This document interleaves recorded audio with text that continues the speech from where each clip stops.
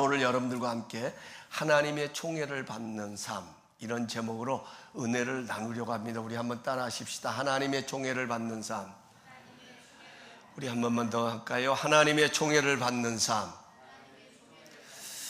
하나님께서 우리 인생들에게 주시는 것 세 가지가 있습니다. 파워포인트 좀 띄워주세요. 첫째로는 은혜입니다. 은혜가 있습니다. 이 은혜라고 하는 것은 우리 에베소서 2장 8절에 있는 것처럼 받을 자격이 없음에도 불구하고 거저 주시는 하나님의 사랑, 이것을 가리켜서 은혜다, 이렇게 말합니다.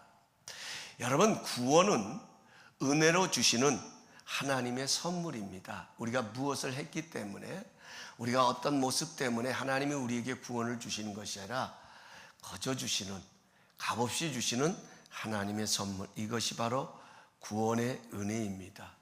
두 번째로는 자비가 있습니다. 멀시라고 이야기하죠. 다른 말로는 긍휼이라고 이야기합니다. 이 자비라고 하는 것은 심판을 받아야 하고 형벌을 받아야 할 그런 자들에게 베푸시는 하나님의 용서하시는 사랑, 이것을 가리켜서 자비다. 하나님은 긍휼의 하나님이십니다. 하나님은 자비의 하나님이십니다. 하나님은 용서하시는 하나님이십니다. 오늘도 하나님은 우리에게 용서를 선물로 허락하여 주십니다. 세 번째로는 총애라는 말이 있습니다. 총애입니다. favor. 우리가 사용하는 한글 개역 개정은 이 은혜라는 말을 다 통일하게 한 단어로 사용하고 있습니다.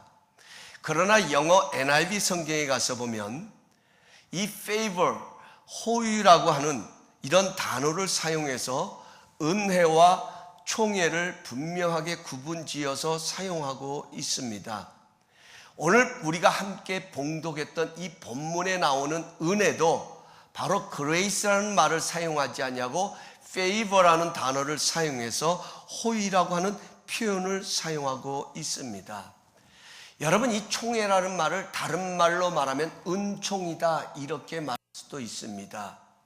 이 총애라는 말을 사전에 가서 찾아보면 남달리 귀여워하고 사랑합니다, 이렇게 표현하고 있습니다. 하나님은 누구나 다 사랑하십니다. 하나님은 모든 사람을 사랑하십니다. 그런 가운데서도 특별히 하나님 보시기에 눈에 띄는 사람이 있다 하는 것입니다. 여러분, 우리의 자녀도 그렇지 않습니까? 부모는 자녀를 다 사랑합니다. 어떤 자녀이든 내 자녀이기 때문에 그 자녀를 사랑합니다. 그럼에도 특별히 부모의 마음이 가고 눈길이 머무는 자녀가 있습니다. 이것이 바로 호의입니다. 부모를 기쁘게 해서 눈길이 머물기도 하지만 때로는 너무나도 힘들고 어려운 시간을 지나고 있기에 특별히 관심을 가지고 돌보는 자녀가 있다는 것입니다. 이것이 바로 은총입니다. 저는 우리 모두가 하나님의 총애를 받는 그런 삶이 되기를 간절히 소원합니다. 왜냐하면 하나님의 사랑하심만이 절망의 자리에서 우리를 건져내고 하나님의 사랑하심만이 멸망의 자리에서 우리를 건지는 생명의 능력이 되어지기 때문에 우리 모두는 하나님의 총애를 받는, 하나님의 은총을 입는 그런 삶이 될 수 있기를 예수님의 이름으로 축원합니다. 우리 룻기서는 인생의 흉년을 맞이한 한 가정이 하나님의 은총을 입고 기쁨을 회복하는 그런 행복한 이야기를 담고 있는 책입니다. 오늘 이 룻기서가 우리에게 은혜가 되는 것은 지금 이 가정이 누리고 있는 이 은총이 바로 우리 예수 믿는 사람이 누려야 할 특별한 은혜라고 하는 것입니다. 사실 우리가 예수를 믿는다고 해서 어려움이 없는 것이 아닙니다.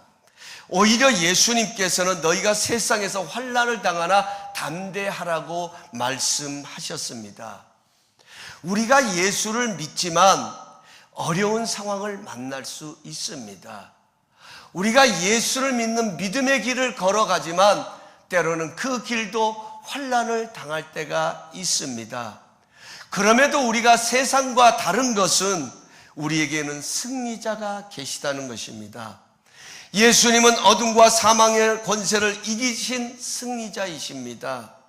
우리는 그 승리자를 따라가기에 7번 넘어져도 8번째 일어날 수 있다라고 말씀하고 있습니다. 오늘 본문 10절 말씀을 여러분 한번 보십시오. 오늘 10절 말씀은 이렇게 기록하고 있습니다.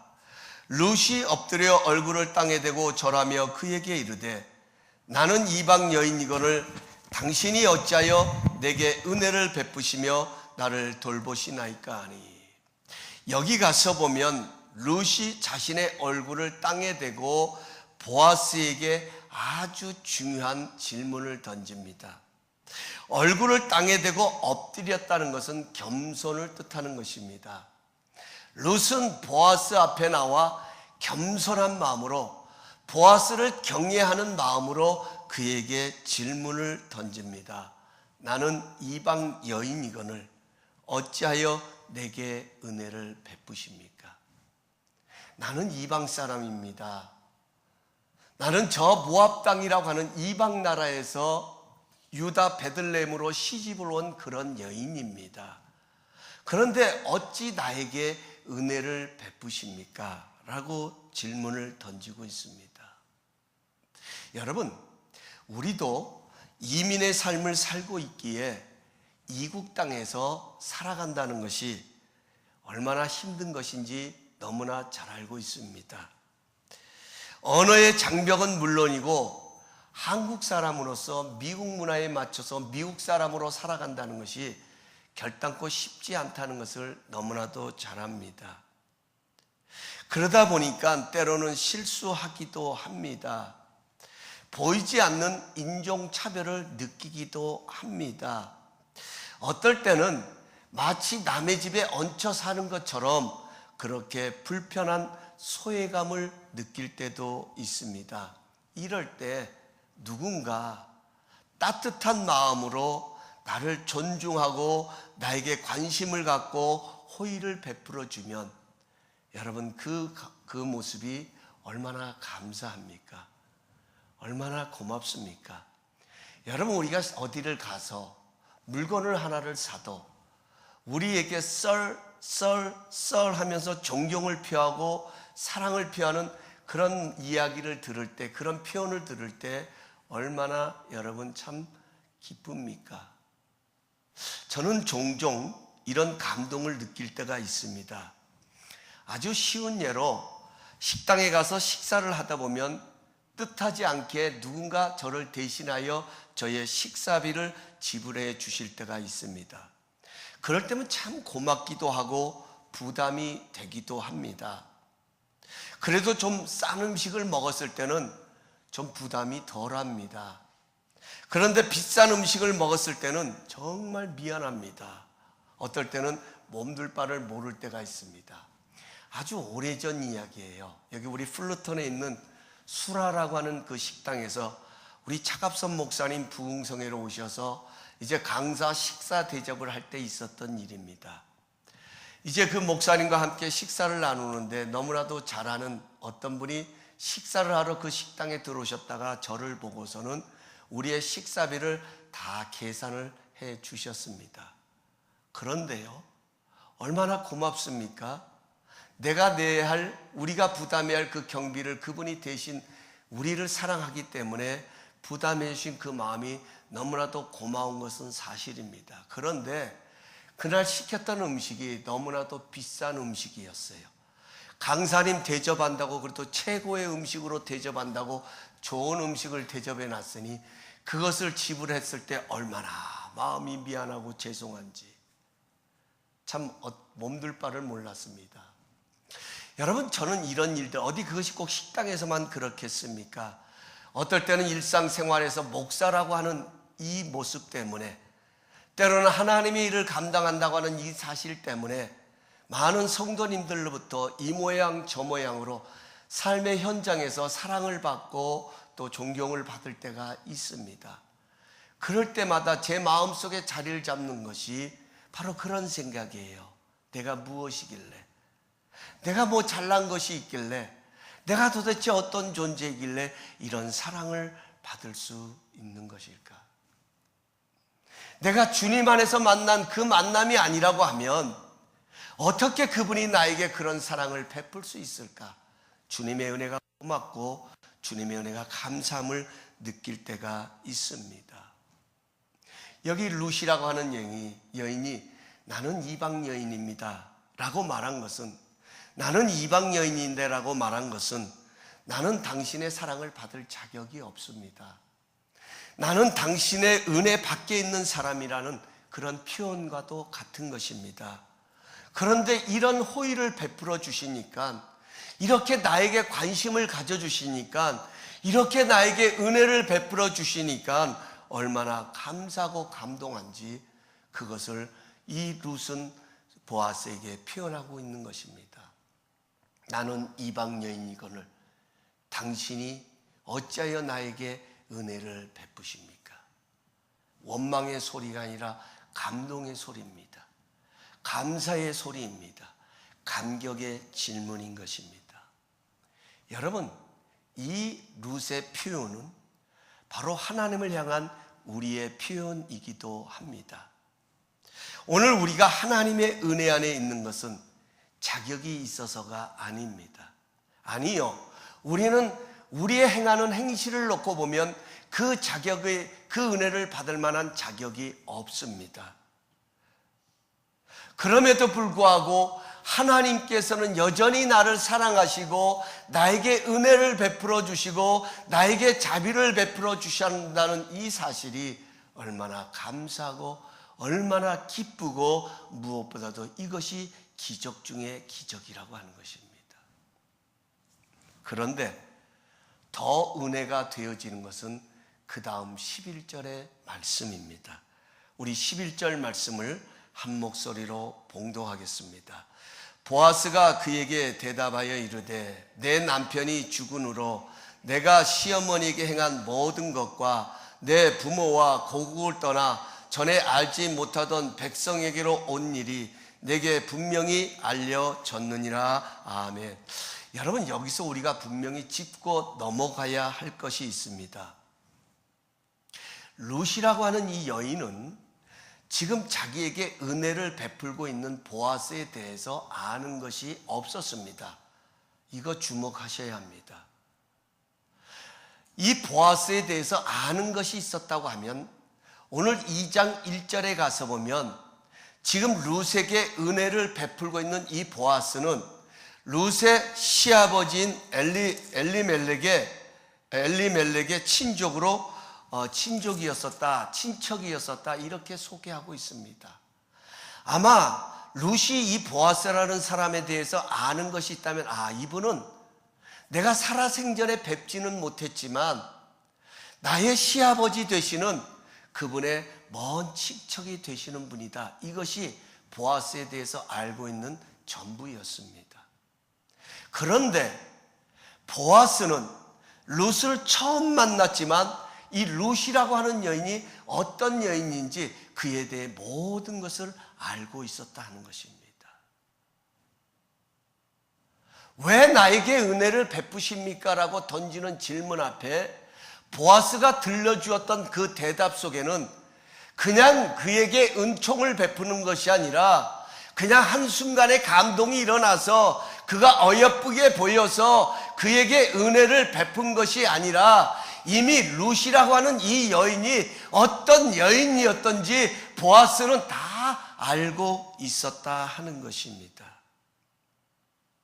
그가 무엇을 하는 사람인지, 그가 그동안 어떻게 살아왔는지, 그가 무엇을 위해 이곳에 왔는지 모든 것을 알고 있었다 하는 것입니다. 오늘 중요한 장면입니다. 여러분, 지금 룻이 누리고 있는 이 은총, 룻이 보아스로부터 받아 누리고 있는 이 은혜, 이 총애, 이 호의는 한순간적으로 일어난 일이 아닙니다. 이미 보아스의 마음에는 룻이 자리를 잡고 있었다 하는 이야기입니다. 이 여인이 어떤 여인인지 보아스는 다 듣고 있었다. 이렇게 성경은 기록하고 있습니다. 여러분, 하나님과 우리와의 만남도 동일합니다. 사실 우리는 하나님을 아는 것 같이 이야기하고 하나님을 아는 것 같이 우리는 말하지만 사실 우리가 알고 있는 것은 하나님의 한 부분에 불과할 것입니다. 아니, 아는 것보다는 모르는 것이 훨씬 더 많습니다. 하지만 하나님은 우리의 모든 것을 알고 계십니다. 그래서 다윗은 하나님을 이렇게 소개하고 있습니다. 우리 함께 읽어보겠습니다. 시편 139편 1절에서 4절 말씀.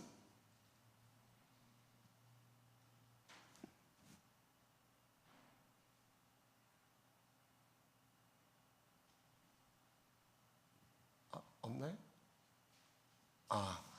내가 보냈는데 없네요. 제가 읽어드리겠습니다. 시편 139편의 1절에서 4절인데요. 여호와여, 주께서 나를 살펴보셨으므로 나를 아시나이다. 주께서 내가 앉고 일어섬을 아시고 멀리서도 나의 생각을 밝히 아시오며 나의 모든 길과 내가 눕는 것을 살펴보셨으므로 나의 모든 행위를 익히 아시오니 여호와여, 내 혀의 말을 알지 못하시는 것이 하나도 없으시나이다. 아멘. 다윗은 하나님 앞에 그렇게 고백합니다. 하나님은 나의 모든 것을 아신다. 이렇게 고백합니다.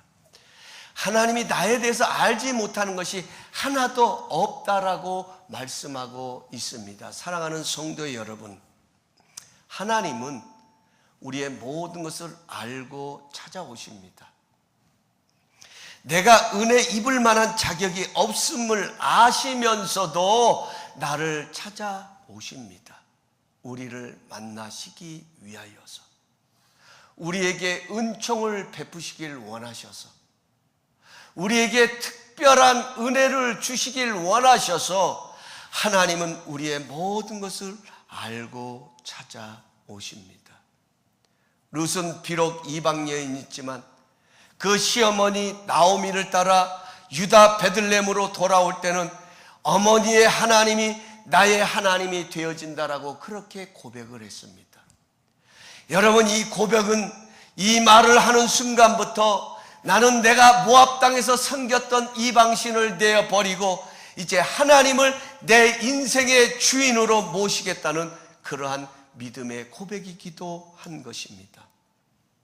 룻은 그 순간부터 이삭을 주울 때도, 아니 비록 남편을 여의고 이제 어머니를 모시고 살아가는 그러한 과부에 불과했지만 자신에게 주어진 모든 일을 행할 때마다 이 여인은 바로 하나님 앞에서 어머니가 섬기는 그 하나님이 나의 하나님이라고 고백했던 것처럼 그 하나님 앞에서 이삭을 줍고 있는 것이었습니다.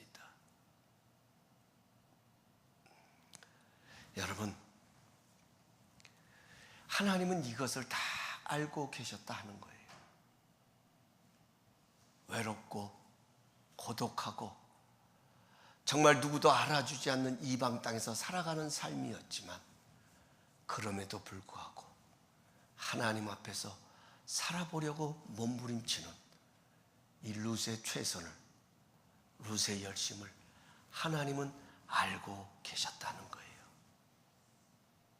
저는 이것을 보면서 제 마음속으로 그런 그림이 떠올랐습니다. 우리 교회 성도님들의 모습이 떠올랐습니다.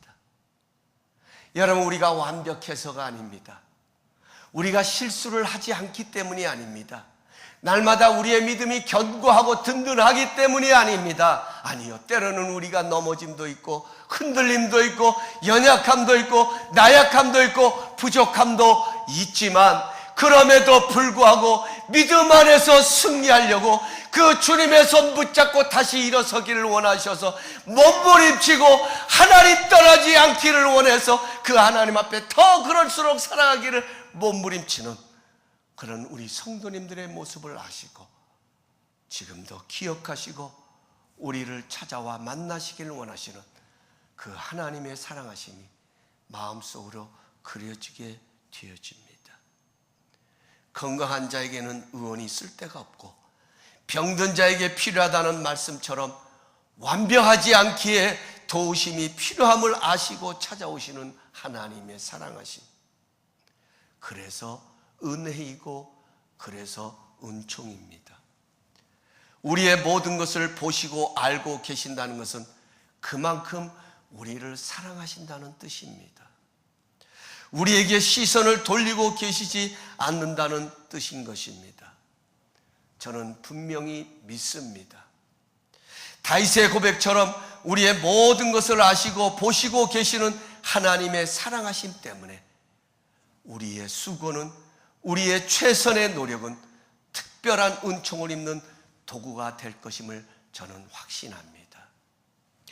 룻은 자신에게 찾아온 인생의 흉년을 지나면서 이런 은총을 입게 될 것이라고 그는 생각도 못했습니다. 그래서 고백하는 것입니다.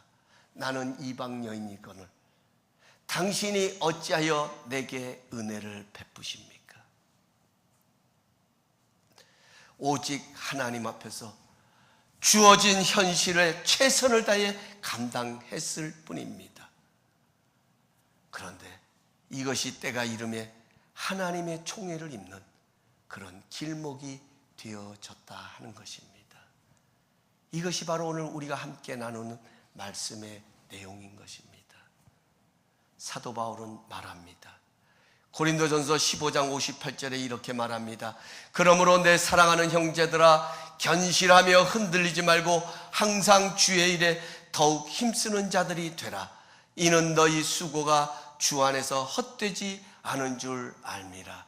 우리 한번 따라하십시다. 너희 수고가 주 안에서 헛되지 않은 줄 알미라. 사랑하는 성도 여러분, 오늘 이 말씀을 한 가정에 주셨던 하나님의 은총의 말씀으로 여기지 마시고 오늘 우리에게 자비를 베푸시고 우리에게 은혜를 베푸셔서 우리로 하여금 은총을 입는 삶이 되기를 원하셔서 우리를 찾아오시는 하나님의 메시지로 들을 수 있기를 원합니다. 기억하십시오.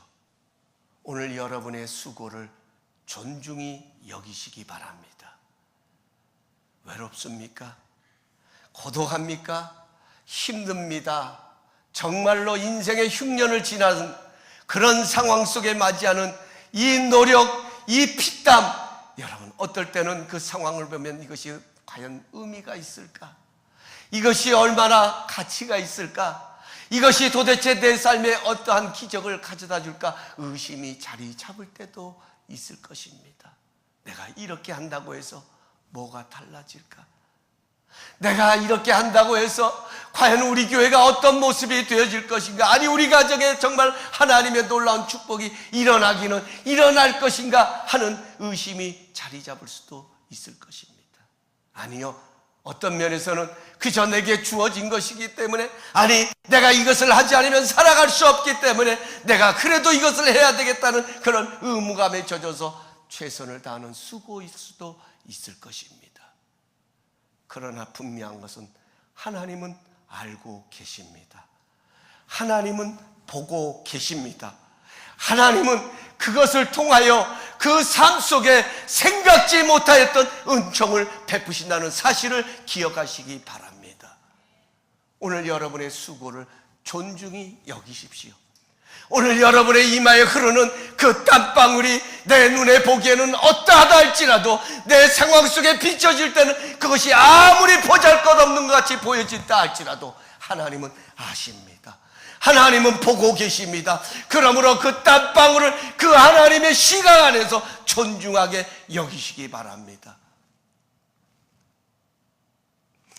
주 안에서 애쓰는 수고는 주님의 특별한 은총과 연결되는 통로란 사실을 믿으시기 바랍니다. 오늘 성경에 가서 보면 보아스는 룻을 향하여 이렇게 축복하고 있습니다. 우리 12절을 함께 봅니다. 12절을 봅니다. 시작. 여호와께서 내가 행한 일에 보답하시기를 원하며 이스라엘의 하나님 여호와께서 그의 날개 아래 보호를 받으러 온 내게 온전한 상 주시기를 원하노라 하는지라. 우리 13절까지 마저 보겠습니다. 시작. 룻이 이르되 내 주여 내가 당신께 은혜 입기를 원하나이다. 나는 당신의 하년 중에 하나와도 같지 못하오나 당신이 이 하년을 위로하시고 마음을 기쁘게 하는 말씀을 하셨나이다 하니라. 아멘. 여기 13절에 내 주여 내가 당신께 은혜 입기를 원하나이다. 밑줄을 그시면 좋겠습니다. 여러분, 이제는 그 주인의 마음을 깨닫고 주인의 생각을 깨달은 룻이 보아스에게 고백하는 거예요. 내가 그 은혜를 입기를 원합니다. 그 은총을 입기를 원합니다. 저는 우리 성도님들에게 이런 축복이 있기를 간절히 소원합니다. 그럼 그 복은 어떤 복입니까? 그 은총은 어떤 은총이었습니까? 룻이 그토록 누리기를 원했고 입기를 원했고 받기를 원했던 그 복은 어떤 복이었을까요? 하나님께서 그 룻의 수고에 보상하여 주시고 보답하여 주셨던 그 축복은 어떤 축복이었습니까? 오늘 여러분이 이 축복을 보면서 한번 생각해 보세요. 여러분의 삶을 돌아보세요. 내 삶 속에 하나님께서 이런 축복으로 함께 하심을 발견하게 될 것입니다. 우리는 하나님의 총애를 받는 삶입니다. 첫 번째로 인도하심의 축복입니다. 룻은 다른 것은 몰라도 인도하심의 축복을 경험했습니다. 여기 8절에 가서 보면 이렇게 말합니다. 보아스가 룻에게 이르되 내 딸아 들으라. 이삭을 주우러 다른 밭으로 가지 말며 여기서 떠나지 말고 나의 소녀들과 함께 있으라. 이 말이 무슨 말이냐면요, 여러분, 룻은 이방 땅에서 온 여인이라고 말씀드려요. 모압 땅에서 온 여인입니다. 이방 여인입니다. 이삭을 주워본 경험이 없습니다. 여러분, 이삭을 주워서 그 생계를 유지해가는 이 삶의 현장에 이삭을 주워본 경험도 없습니다. 그래서 보아스가 룻에게 이야기를 합니다. 너는 다른 밭으로 가지 말라. 다시 말하면 줍다 보면 남의 밭에 들어갈 수도 있는 것입니다.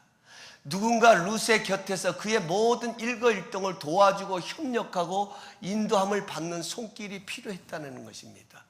여러분, 우리의 인생의 삶이 그렇지 않습니까? 우리가 살아가는 인생의 여정이 우리가 가보았던 길입니까? 우리가 알기 때문에 그 길을 그렇게 담대하게 갑니까? 아니요, 우리는 꿈을 가지고 우리는 희망을 가지고 가지만 때로는 그 길이 내가 가보지 않는 길로 인하여서 어려움을 당할 때도 있습니다. 그럴 때마다 누군가 나를 올바른 길로 인도하여 주는 그 손길이 있다고 하는 것, 얼마나 귀한 축복입니까? 얼마나 귀한 은혜입니까? 하나님께서는 룻의 생애 속에 이런 복을 허락하여 주셨다는 겁니다.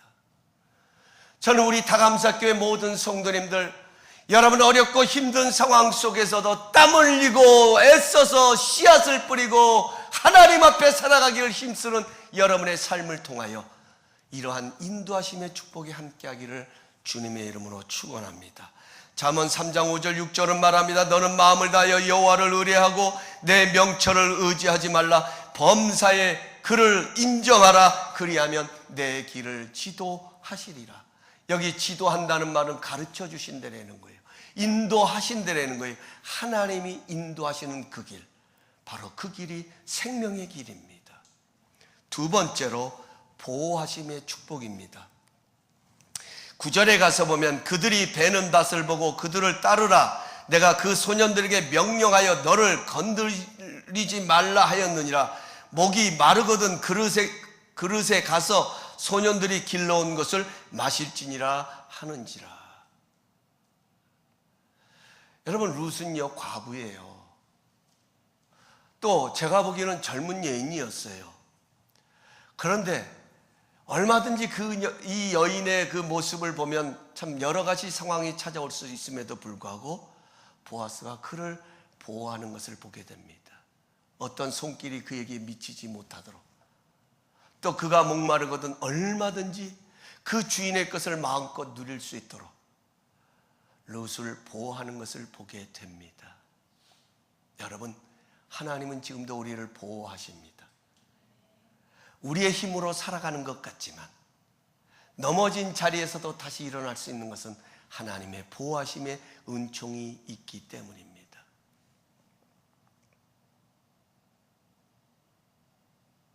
세 번째로 양식의 축복을 받았습니다. 15절 16절에 가서 보면 이렇게 말합니다. 룻이 이삭을 주우러 일어날 때 보아스가 자기 소년들에게 명령하여 이르되 그에게 곡식 단 사이에 줍게 하고 책망하지 말며 또 그를 위하여 곡식 다발에서 조금씩 뽑아 버려서 그에게 줍게 하고 꾸짖지 말라 하니라. 왜 성경 안 보세요? 전자일보예요? 여러분 보세요. 사모하지 않으십니까? 저는 이 말씀 보면서 얼마나 그리웠는데요. 이거 저절로 누워서 떡 먹는다는 게 이런 말이에요. 근데 그 말이 맞는 거예요? 누워서 떡 먹는 건 얹히지 않나요? 뭐 어쨌든 간에 지금 거저 먹잖아요. 다 룻을 위하여 만들어 놓은 거예요. 여러분 보아스가 지금 룻의 편에 서 있는 거예요. 여러분 하나님이 우리의 삶에 은총을 베푸시면 이런 역사가 일어나요. 상황은 나에게 불리합니다. 상황은 나에게 어렵습니다. 그런데 그 상황이 오히려 나를 돕는 상황으로 변화되는 거예요. 왜 기분 나쁘세요? 여러분의 생애 속엔 절대로 그런 일이 찾아오지 않을 것 같습니까? 아닙니다. 하나님의 은총을 입으면 이런 역사가 일어나는 거예요. 여러분 불경기 가운데서도 돈 버는 사람 있잖아요. 아니 불경기인데 어떻게 돈을, 물론 나쁜 짓을 해서 돈 벌면 안 되지만 정상적으로 하는데도 그냥 되는 사람이 있지 않습니까? 일어나는 사람들이 있지 않습니까? 이 세상은 양면성이 있다라는 거예요. 그래서 넘어진 자가 있으면 일어난 자가 있고, 웃을 때가 있으면 울 때가 있고, 슬퍼할 때가 있으면 기뻐할 때가 있고, 죽을 때가 있으면 살 때가 있다라는 것, 이게 전도서의 말씀입니다. 하나님의 은총을 입으면 아무리 열악한 상황도 그 상황이 내 편에 선다 하는 거예요. 놀라운 사실은 보아스가 룻을 위하여 그 모든 양식을 얻을 수 있는 것은 터를 마련했다 하는 겁니다. 지금 그걸 만들고 있어요. 여러분 하나님께서 너희는 무엇을 먹을까 마실까 입을까 염려하지 말라고 하신 그 말씀, 너희에게 이 모든 것이 있어야 할 것을 아신다고 하신 그 하나님께서 여러분 우리의 삶 속에 이미 복의 지경을 만들어 놓으셨더라니까요. 여러분 각자 우리에게 한 사람 한 사람에게 주실 그 복의 지경을 만들어 놨어요. 우리 육신의 아버지들도요, 자신이 가지고 있는 재물, 내 자식에게는 얼만큼 줘야 되겠다고, 요걸 가지고 어떻게 나눠줘야 되겠다고 다 계산을 하고 있듯이 하나님께서는 우리의 생애를 향하여 목적을 가지고 계시다는 겁니다. 계획을 갖고 계시다는 사실입니다. 그러므로 인하여서 우리는 여러분 하나님을 사랑하고 하나님을 경외하는 것이 바로 그런 목적이에요. 그 공간을 만들어 놓으셨어요. 그 공간이 바로 뭐예요? 순종이라고 하는 거예요. 어떤 면에서는 순종이에요. 어떤 면에서는 믿음이에요.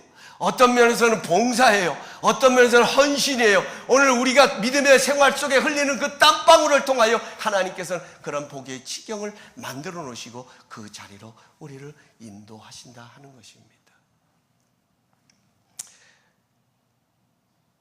마지막 네 번째로 13절 말씀, 오늘 우리가 읽었던 말씀 중에 마지막 하마절에 가서 보면 이렇게 있습니다. 나는 당신의 하녀 중에 하나와도 같지 못하오나.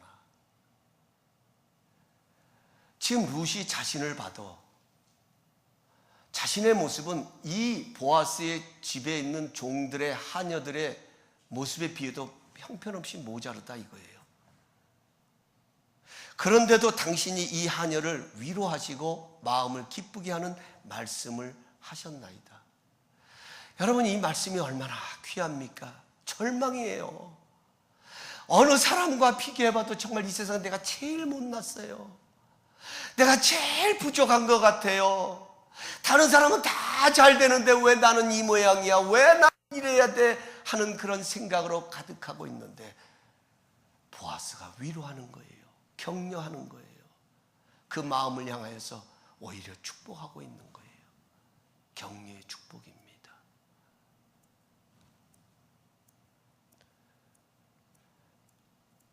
이걸 원문에 가서 보니까 이렇게 해석을 해놨더라고요. 당신이 당신의 계집종의 마음에 말씀하셨나이다.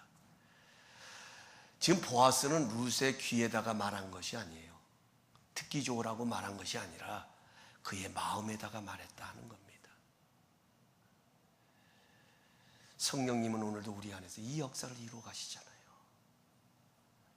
절망해서 어찌할 바를 몰라서 낙심할 때 그분이 내게 찾아오셔서 그 마음을 만지시면서 말씀하십니다. 내가 너를 사랑한다. 너는 하나님의 자녀이다. 너는 하나님의 백성이다. 그 어떤 것도 너를 하나님의 사랑에서 빼앗아갈 수가 없다. 여러분, 그 말씀이 우리 안에 심겨질 때 기쁨이 있지 않습니까? 거기에 용기가 있지 않습니까?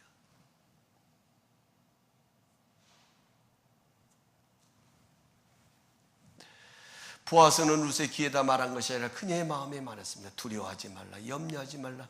내가 주관하여 내 모든 필요한 것을 채워줄 것이다. 사랑하는 성도 여러분, 하나님이 채워주시는 은총이 있길 주님의 이름으로 축원합니다. 내가 채워가는 인생 힘들고 고달프잖아요. 내 힘으로 채워가려고 하니까 얼마나 고달퍼요. 얼마나 힘들어요. 그런데 하나님이 채워주시는 인생은 달콤합니다. 행복합니다. 감사가 넘칩니다. 이제 말씀을 맺겠습니다. 이 룻의 가정의 이야기를 제가 다시 한번 전해드리면서 오늘 말씀을 정리합니다. 여러분, 룻의 가정은 본래 하나님을 잘 섬기던 가정이었습니다. 이 엘레멜렉이라는 이름의 뜻은 하나님은 나의 왕이시다는 뜻을 갖고 있어요. 이런 가정이었지만 유다 베들레헴에 흉년이 찾아와서 이들은 모압 땅으로 이민을 가게 됩니다.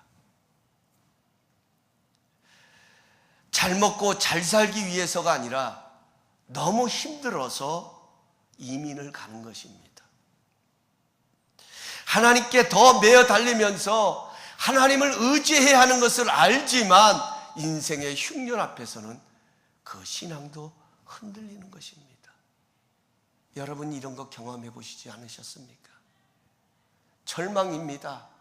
낙심입니다. 하나님을 의지해야 하는 것 압니다. 그런데 내게 찾아온 고통이 너무나도 힘들고 너무나도 어려워서 도망가고 싶을 때는 없었습니까? 마치 믿음이 무의미한 것처럼 느껴질 때는 없었습니까? 이들은 하나님을 저버린 것이 아닙니다. 아니요, 아마 떠나면서 그런 생각했을 거예요. 그래, 우리가 빨리 저 땅에 가서 정착한 다음에 이제 이 땅에 어느 정도 안전이 되면 빨리 돌아와야지. 다시 돌아와야지. 정말 돌아오잖아요. 우리가 룻기서를 읽어보면 이런 마음으로 떠났을 거예요. 그런데요, 모압 땅에서 10년이나 거주하게 됩니다. 아니, 그 땅으로 이주한 지 얼마 되지 않아서 엘리멜렉은 세상을 떠나게 됩니다. 이제 나오미와 두 아들만 남게 됩니다. 여러분, 나오미의 입장을 한번 생각해 보십시오. 얼마나 난감했겠습니까? 어떻게 살아야 될까 근심과 염려와 걱정으로 가득 찼을 것입니다. 그런데 다행스럽게 그 땅에서 두 아들이 모압 땅에 있는 두 여인을 아내로 맞이해 장가도 듭니다. 이제는 뭔가 좀 생활이 되는가 싶었을 것입니다. 이제는 뭔가 제자리를 찾아가는가 싶었을 것입니다. 그런데 웬걸요, 그 두 아들도 세상을 떠나버리고 맙니다. 이제는 나오미와 오르바와 룻, 이 세 여인만 남아 있습니다. 이제 들려지는 소식이 유대 땅이 다시 흉년이 지나가고 이제 그 지역이 안전이 되어졌다는 소식이 들려지자 이 나오미는 고향으로 다시 돌아옵니다. 돌아올 때에 사랑하는 두 자부를 불러놓고 이야기합니다. 얘들아, 너희는 이제 너희 고향으로 돌아가라. 남편도 없고 이제 너희 홀로 돼 있는데, 그렇다고 지금 어디 가서 너희들이 자식을 얻을 수 있는 것도 아닌데 이제 너희는 너희 고향으로 돌아가라. 그러나 이 오르바와 나오미는 거부합니다. 아닙니다. 그래도 우리가 어머니 따라가겠습니다. 아니야, 그렇지 말고 너희들의 고향으로 돌아가서 이제 너희들의 새로운 삶을 시작하라고 권면합니다. 그때 오르바는 울면서 어머니와 작별하고 고향으로 돌아가지만 룻은 그때 이렇게 고백합니다. 나로 하여금 떠나가라 하지 마옵소서. 어머니의 하나님이 나의 하나님입니다. 나도 끝까지 어머니와 함께 하겠습니다.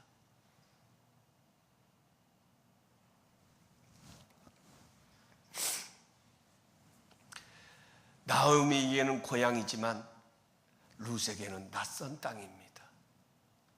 지금까지도 절망과 힘들고 어려운 그런 인생의 길을 걸어왔지만 앞으로도 어떻게 될지 모르는 그런 낯선 땅에 이르게 되었습니다.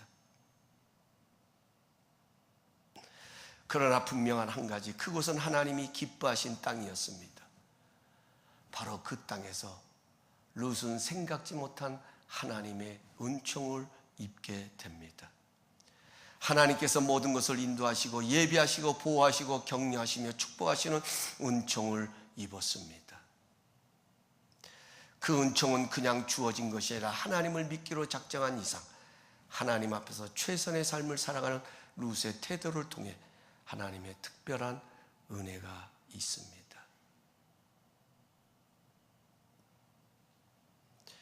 룻이 하나님 앞에서 최선의 삶을 살아가자 하나님께서는 그의 삶에 새로운 은혜로 채우기를 시작하셨습니다. 새로운 길도 여셨습니다. 새로운 만남도 허락하여 주셨습니다. 하나님의 은혜가 새롭게 임하는 역사가 일어났습니다. 하나님께서 그녀의 새로운 가치도 세워주셨습니다.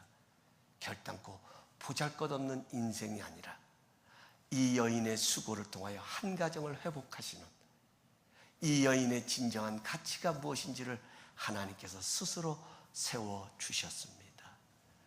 얼마나 귀합니까? 사랑하는 성도 여러분, 여러분 한 분 한 분은, 우리 한 사람 한 사람은 하나님 앞에 가장 존귀한 자들입니다.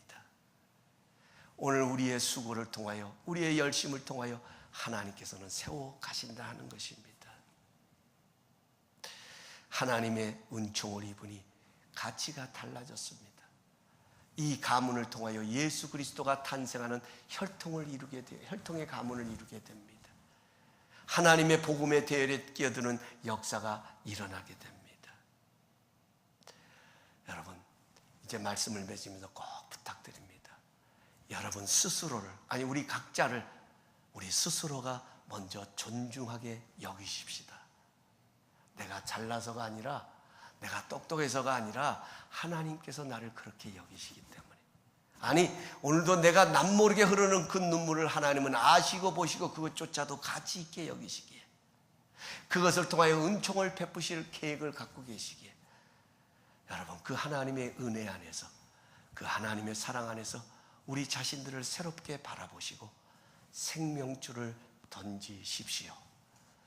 내가 할 수 있어서가 아니라, 내가 자격이 있어서가 아니라, 내가 던지면 하나님께서 나를 그 사람으로 만들어 가십니다.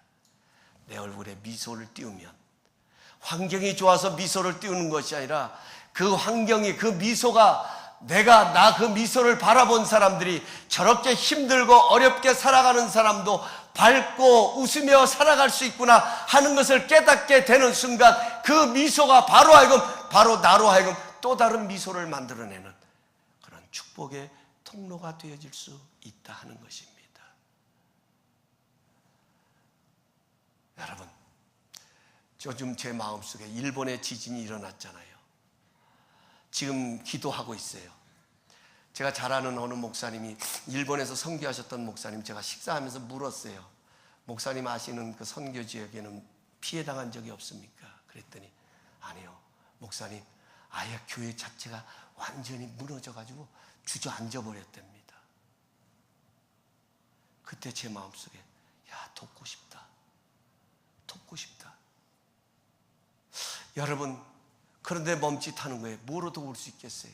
도울 수 있는 게 뭐가 있어요? 우리가 일본을 갈 수 있는 것도 아니고 뭐로 도울 수 있겠어요? 그런데 제 마음속에 주시는 것이 있어요. 우리는 할 수 없지만 최선을 다하는 그 모습을 보일 때 하나님께서는 반드시 거기에 열매를 맺게 하셔서 나에게 도로 돌아오게 하신다 하는 것입니다. 주라, 그리하면 흔들어 차고 넘치도록 내가 내게 도로 안겨주시리라. 하나님의 축복의 법칙입니다. 여러분, 우리 생명줄 던지십시다. 하나님 안에서 나를 새롭게 바라보면서 가식이라고 생각하지 마세요. 가식은 마음에도 없는데 억지로 하는 것이 가식이에요. 그러나 우리는 자격은 안 돼요. 부족할 수는 있어요. 그러나 우리는 그런 사람이 되길 원하기 때문에 그렇게 하는 거예요. 그렇게 훈련하는 거예요. 나를 그렇게 주님의 손 안에서 만들어 가는 거예요. 그럴 때 주님께서 반드시 은총을 베푸십니다. 생명의 사람으로 날마다 그 생의 얼굴에 웃음이 떠나지 않는 그런 삶으로 하나님은 책임지실 것입니다. 이러한 하나님의 은총을 입는 복 있는 자의 삶이 되시기를 예수님의 이름으로 축원합니다. 기도하시겠습니다.